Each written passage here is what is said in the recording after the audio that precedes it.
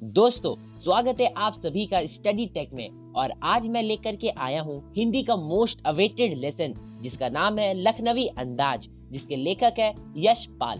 तो चलिए आज के चैप्टर एक छोटे से इंट्रो के बाद शुरू करते हैं। स्टार्ट करने से पहले दोस्तों, इसी तरह के दूसरे क्लास 10 के हिंदी और इंग्लिश एनिमेटेड वीडियोस के लिए आप हमारे चैनल को सब्सक्राइब करके बेल नोटिफिकेशन को ऑल पर सेट कर देना। काफी इंटरेस्टिंग चैप्टर है, तो वीडियो को एंड तक जरूर देखना।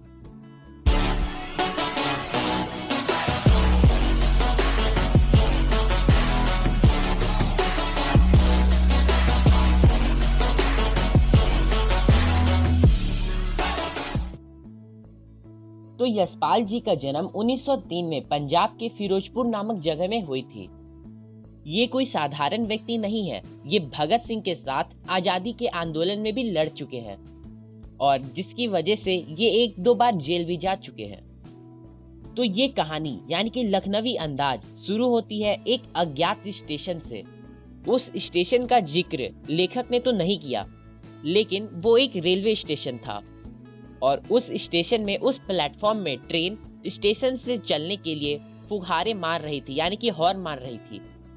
लेखक ने आरामदायक सफर के लिए सेकंड क्लास का रिजर्वेशन सीट ले लिया था।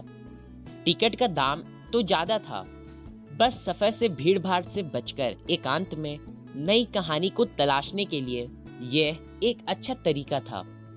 खैर, लेखक उस ट्रेन के सेकंड क्लास के डिब्बे में चढ़ जाते हैं और जैसे ही वे डिब्बे में चढ़ते हैं तो वो सामने देखते हैं कि एक सफेद पोश में एक नवाब बैठे हुए हैं और वो लखनवी नवाब एकदम आराम से पालथी वालथी मोड़ के ट्रेन के विंडो साइड सीट में बैठे हुए थे और वे अपने सामने वाले टेबल में खीरे के 2 फांके को बिछा रखे थे तौलिए में।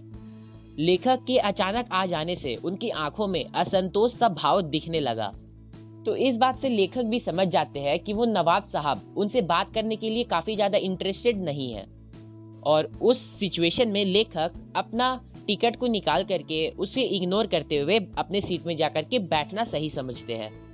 फिर लेखक नवाब साहब को देख करके अंदाजा लगाने लग जाते हैं।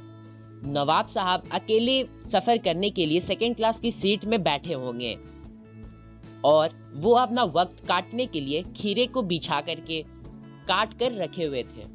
थोड़ी देर नवाब साहब खिड़की से बाहर देखने के बाद अचानक उन्होंने लेखक को देखकर कहा, आदाब अर जनाब, खीरे का शौक फरमाएंगे?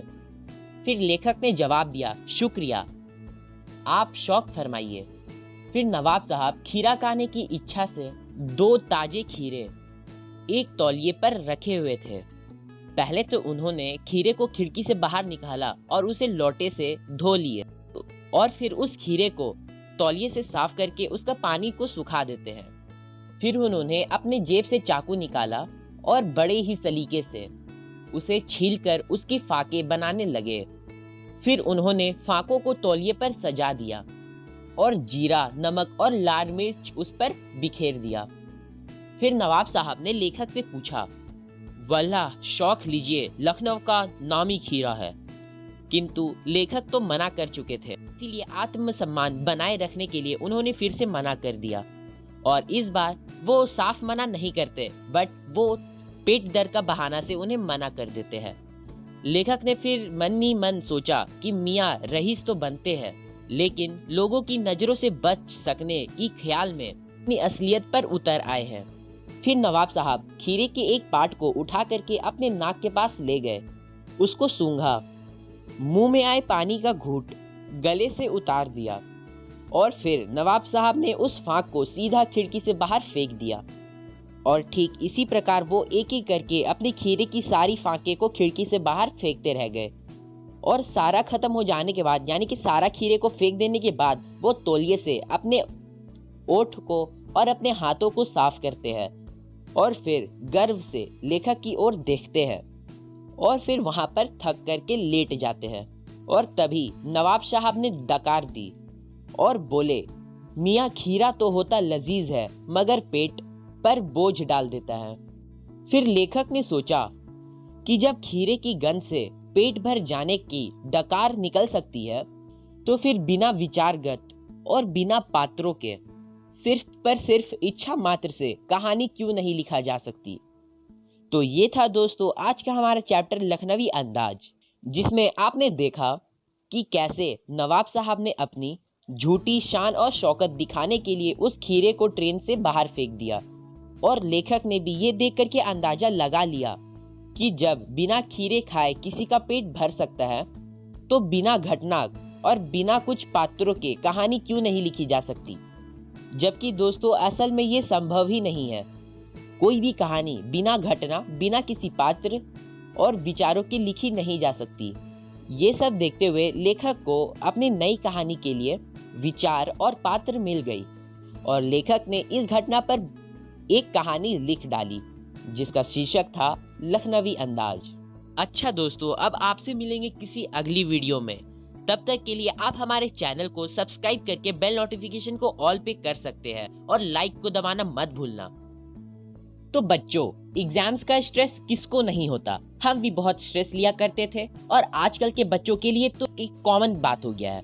इतने सारे सिलेबस और सभी के रिवीजन कैसे होंगे।